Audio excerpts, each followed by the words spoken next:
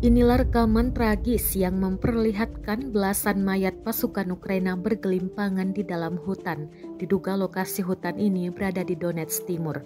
Rekamannya beredar di Telegram pada Selasa 21 Maret 2023. Belasan mayat masih menggunakan seragam militer lengkap. Tampak pula sejumlah pasukan tewas dengan luka tembak di tubuhnya. Dalam keterangan unggahan disebutkan, inilah dampak pertempuran yang membara pada angkatan bersenjata Ukraina di salah satu arah.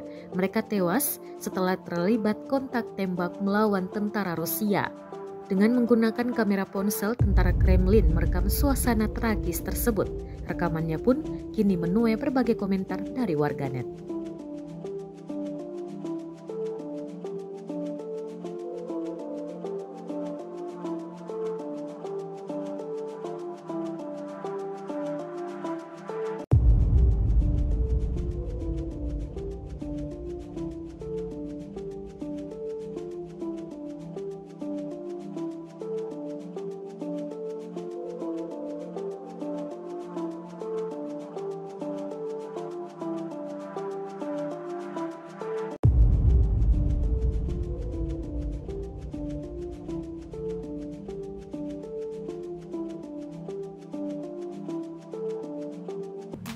Setahun berlangsung invasi, Rusia melaporkan secara total 403 pesawat Ukraina, 223 helikopter, 3.502 kendaraan udara tak berawak, 414 sistem rudal anti pesawat dieliminir sejak awal operasi khusus.